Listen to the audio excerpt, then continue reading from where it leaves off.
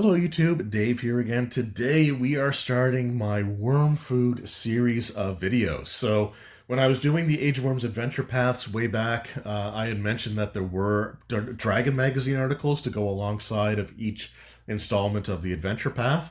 And I commented that I planned on covering those in the future, and then I completely forgot about it. It took somebody actually reminding me in the comments that I haven't looked at those yet for me to finally realize that, oh yeah, I meant to do that.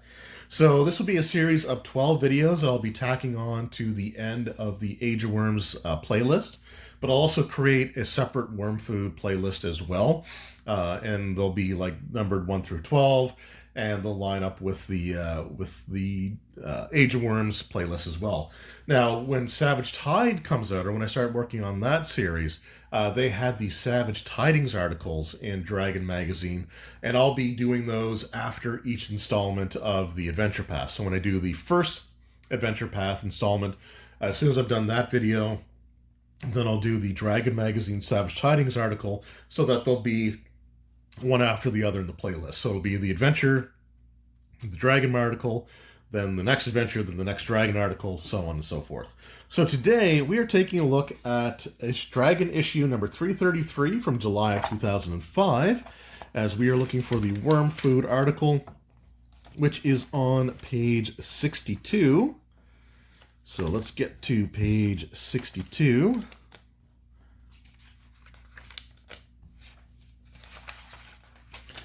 All right, here we go. So we got worm food, surviving the Age of Worms adventure path. Okay, we got some interesting maps here right off the bat. Craft 101, that should be interesting. I gotta be honest, like I said, I haven't looked at this probably since July of 2005. I might have glanced at it when I started running the Age of Worms, which was in, I think, 2011 is when I started running that particular campaign. But I don't think I actually made use of many of these articles, if any. But we'll see what we got here. So, while the pages of Dungeon Magazine present everything the DM needs to run the Age of Worms adventure path every month, Dragon gives the players of that or any other campaign tools to enhance their gaming experience. Having a home is important. For any band of adventurers, it's critical to planning the future quests, stashing valuables, and recuperating from an injury. A home is more than just another way to spend hard-earned gold. It's often mandatory. Okay. Frequently, characters stay at an inn or rough it in the wild, but presented here is an inexpensive opportunity for a more permanent dwelling. Okay. Located on the outskirts of the Diamond Lake community, a ruined mine office and dwelling sits unoccupied without an owner. This crumbling office is the site of the PC's first meeting in the Whispering Cairn adventure path, so Dungeon issue 124. The previous owner of the building, the mining manager Ulgo Font, abandoned the place more than 50 years ago when his mine ran dry. When he died over a decade ago, the property was left without an owner. Few have bothered to visit this wreck since its abandonment. Young children from the town often come up to the building on a dare, and a few years back an inexperienced thief took up residence here before moving on to more lucrative trade routes. This building can easily be imported into any campaign. Okay. If set in the city, it was owned by a merchant and his family who moved on years ago for unexplained reasons. In this case, the local land office would be more than happy to turn over the building to anyone willing to repair it, perhaps for a small fee. And then, we've got some flavor text here. So it's broken down into the yard, the building, the interior, and it looks like it just goes on. Okay, this all just goes on to the next page. So the yard. A modest dwelling squats upon a crown, I screwed that up already, didn't I? A modest dwelling squats upon the crown of a small hill. While the rough stone walls of the first floor look mostly intact, the second floor has completely collapsed. A half-height wall rings the house, but it too is in a state of disrepair. Rubble and dense weed choke the yard. So the entire yard is considered difficult terrain except for a small path leading up to the building. Clearing the yard requires 20 total hours of work and makes the yard normal terrain. Behind the building, a stone well rises up out of the weeds. Although the bucket is gone, the water is clean, if a bit brackish. In the back, the remains of a wooden outhouse lie in an unrecognizable heap. Rebuilding the small structure requires DC 10 carpentry check, and until the value of the structure reaches 20 gold pieces. If there's no need for this construction, there's no cost, sorry, for this construction, as all the raw materials are present. Would you want to use the timber from a collapsed building? I don't know. Anyway, then we got the building itself. So, made of smooth stone blocks, this building stands in shambles. Thick vines creep up the side, and most of the windows are broken. The front door hangs open, barely on its hinges, under a sagging and partially collapsed porch. Part of the front porch has collapsed, but it still allows entry into the building. The 2 exterior doors are damaged, but are still sound and easily repaired with an hour's worth of work and a successful DC-15 craft carpentry check. The locks on the doors are rusted beyond repair and must be replaced. See page 120 in the player's handbook for prices for new locks. The walls and doors, okay, so he just gives like the hardness and stuff for that. We're not too worried about that right now. Clearing the debris from around the building and the second floor requires a total of 40 hours of work. Most of this debris is still suitable for repairing the building and offsets much of the cost. Repairing the outer structure of the building requires DC-15 craft stoneworking skill checks until the value of the completed structure reaches 200 gold pieces. This repairs all the walls on the first floor, including those in the living room and the porch. The second floor requires much more work and is completed when the value of the structure reaches 500 gold pieces. The construction only requires 1 gold piece of raw material for every 10 gold pieces of construction completed if the present materials are used, as opposed to half the cost. The windows cannot be repaired and must be either boarded over or replaced. Replacing a window costs 2 gold pieces and 1 hour of work for each window. Okay, so I'm seeing a lot of craft skill stuff here, and there's a craft 101, so I'll read that here in a second. But I'm just going to throw this out here because I've been running games for 25 years. I've been running like D20 style games for 24 of those 25 years. And I've got to be honest, in that amount of time, I have never really seen players dedicate much in terms of skill points to the crafting skill.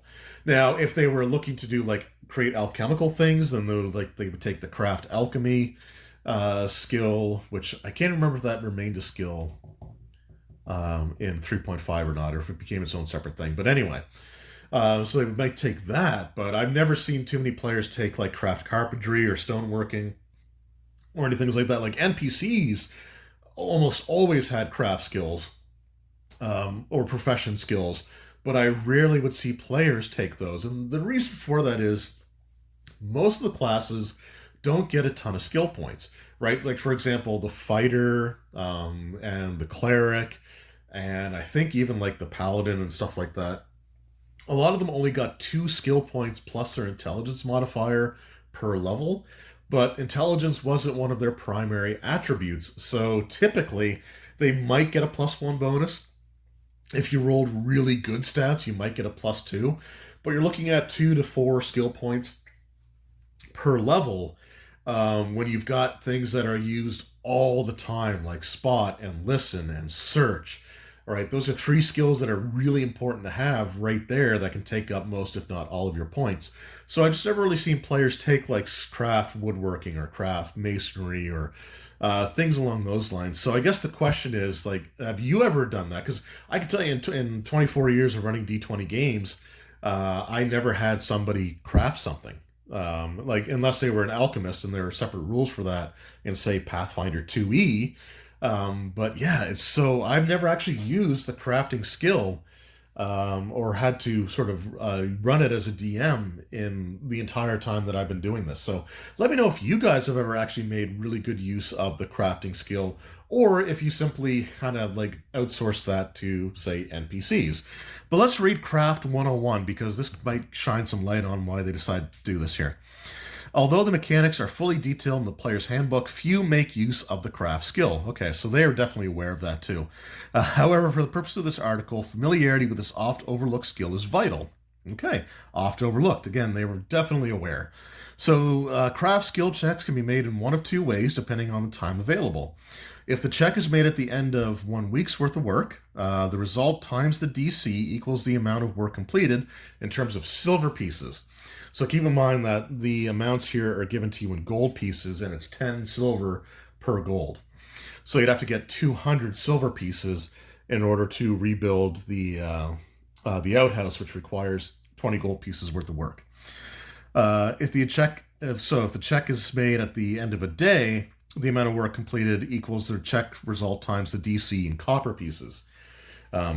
So, for example, if you did it at the end of a week and you had a DC 10, you got a 10 on the check, that's 100 silver pieces or 10 gold towards that. If you check at the end of each day, using those same numbers, you got a DC 10 check, you got a 10 for the result, you would get the equivalent of 1 silver piece. So at the end of a week, you would have, if you rolled a 10 every single day, and this are really unlikely scenarios, but just take this journey with me, shall we?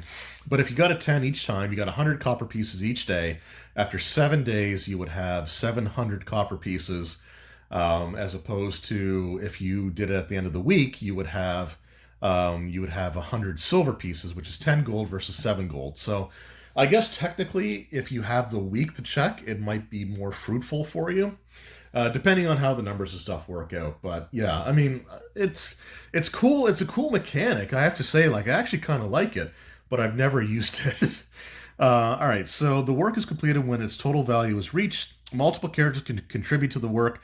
If the skill check is less than the DC, then no progress is made in that time.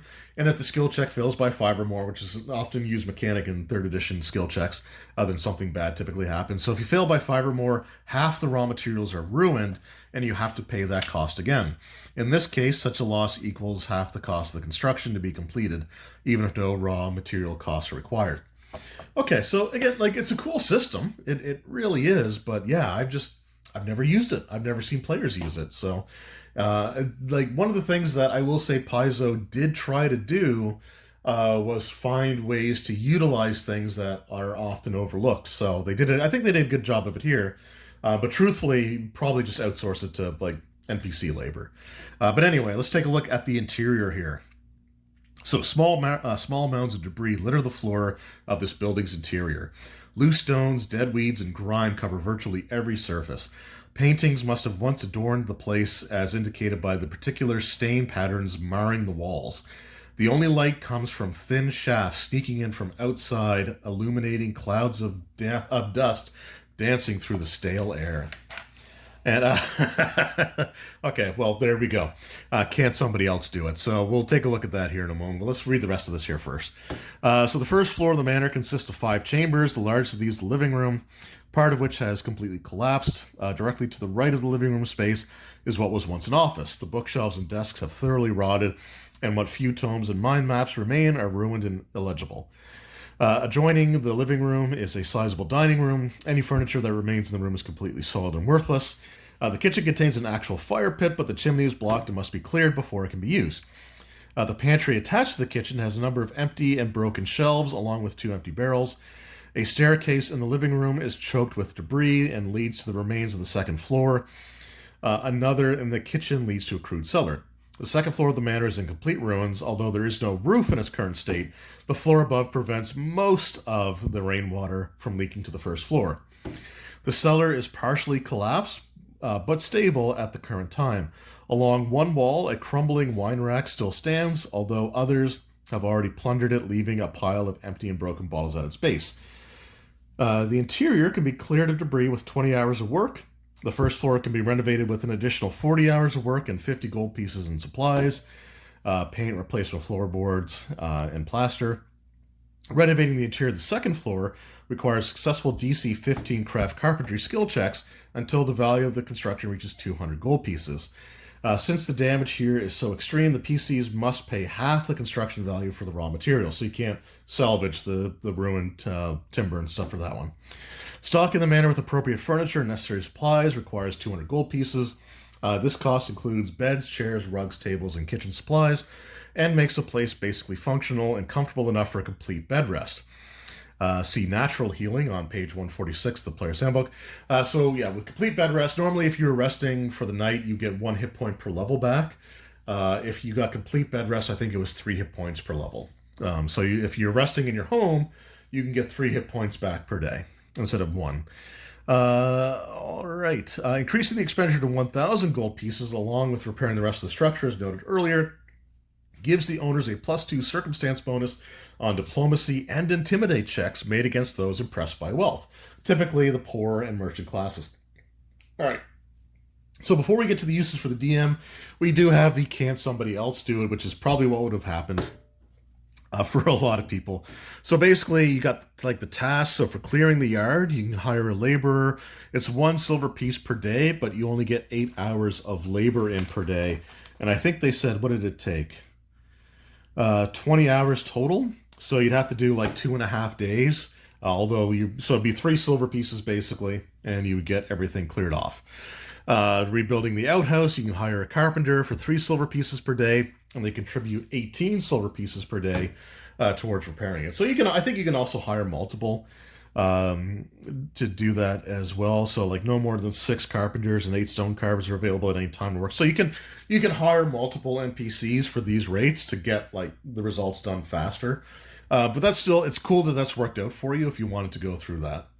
So then we've got uses for the DM. So PCs with an established base offer a number of opportunities for future adventure, while giving the characters a use for craft skills, which we've already established most of them probably aren't going to have. A home also ties them to a location. Okay, I'll talk about that in a second. Giving them a stake in the town and a focus for their efforts. The manner presented here also opens up a number of options for side plots that can act as a springboard for entire adventures. The deed to the property could be located elsewhere, requiring the PCs to go pick it up. A group of monsters moves into the area, forcing the PCs to deal with the problem. Maybe one of the maps in the office is not as crumbled as the others and contains an odd set of runes. What is buried under the collapsed part of the cellar? Might it be one of the former occupants, or was it sealed on purpose, hiding other deeper chambers? The options are endless. Whatever you decide, giving the PCs a home is a boon to everyone involved, but be careful not to make it a hassle. Too many monster attacks or thieves in the night will ruin the usefulness of a home, turning a focal point for the group into a burden not easily disposed of. All right, so this is a really cool article. I'm not going to lie. Now, in my Age of Worms campaign, the players did gain a base of operations, but I didn't use this article. I can definitely tell you that, because there was no like crafting checks or anything involved. I think they just took over an abandoned building that was in the town, and that was it. Like kind of like a squatter's right type of thing almost. I did not use this particular article, although it might have been interesting to try that. But here's why it's good that they say that you can use this for like other campaigns and not just this one, because in the Age of Worms adventure path, you only spend time in Diamond Lake during the first 2 and a little bit of the 3rd adventure. The first 2 take place directly in Diamond Lake, where you got like the Whispering Cairn, but it's just outside of Diamond Lake, so it's easy enough for the players to retreat from that dungeon to go back to town to rest and heal and recover, do whatever. And the second adventure also takes place within the town. The 3rd adventure has the players go from the town to Blackwall Keep in the Mist Marsh, and then once that adventure is concluded, the players make their way to the city of Greyhawk, and from there they spend a lot of time away from Diamond Lake, only coming back later for one more installment to go back to the Whispering Cairn, and then they never come back. So to give them a base of operations that they can spend a lot of money in is great, but it just doesn't make sense for this campaign because you spend so little time there, and the story is so overwhelming, might be the wrong term for it, but it's so, I don't want to say oppressive, but there really is, especially when you get to like the last half of the campaign, there is really a sense of impending doom. Like there's a ticking clock, basically, or at least the impression is given that there's a ticking clock. Now, this article would have been awesome for the Shackled City adventure path, and to be honest, if I were to run Shackled City again, I would do something like this. Where they'd have to repair and they'd have a structure that they could use, because most of the campaign takes place in Cauldron, or at least the players are constantly going back to Cauldron throughout all the campaign. Like up until like the final 2 adventures, they spend a lot of their time, or have access to, with the 1 or 2 exceptions, they have access to Cauldron, which they go to like a lot. So like it would be great for this to work in that campaign. This could also work in the Savage Tide campaign. Because while they do branch out a lot, they still spend a lot of time in Farshore, the colony on the southern portion of the Isle of Dread. And so having something like this there that they could take over and renovate and rebuild and spend time in also works. But for this campaign, you would really have to allow a decent amount of downtime between adventures for the players to return home. But again, the story just keeps ramping up and ramping up and ramping up to the point where they go from like point A to point B to point C, and there's not a lot of like implied time for them to be like, well, let's go home for a little bit and check out the house. I do kind of like the idea of giving them a base of operations, and then when they come back later for that, where they go back into the Whispering Cairn, that they may realize that something has moved into their home and they have to like reclaim it. But like you spend so little of the adventure path there that I just don't think it's really for all the work and for all the money that you're putting into it, you're not going to get a lot out of it. And I think that's kind of the biggest problem. Because in this campaign, the players will be spending most of their times in inns or a friendly NPC's home or roughing it in the wild.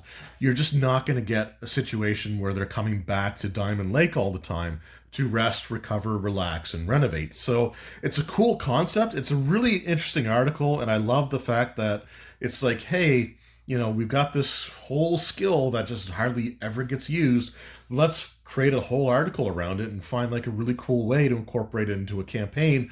It's just this isn't the campaign for that, if I'm going to be honest. Like, it's a cool article, and I think it would be a great standalone article for any campaign. It just doesn't work with one where they spend so little time where the space of operations would be. But that being said, let me know in the comments below if any of you have played through or run the Age of Worms campaign back in the day.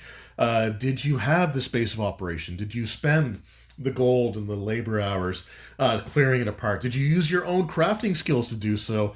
Or can somebody else do it? Like, how did that go for you if you ended up using that? And if you did, were you able to return to it regularly? And were there any little side quests or adventures that were spawned off of having the structure as like the party space of operations? So let me know all that in the comments below. Otherwise, like I said, really good article, really cool concept, just misplaced with this particular adventure path, but would have been great for the one before it. It would be more serviceable for the one after it. Anyway, thank you all so much for your time. I truly appreciate it, and I will see you in the next video. Until then, take care.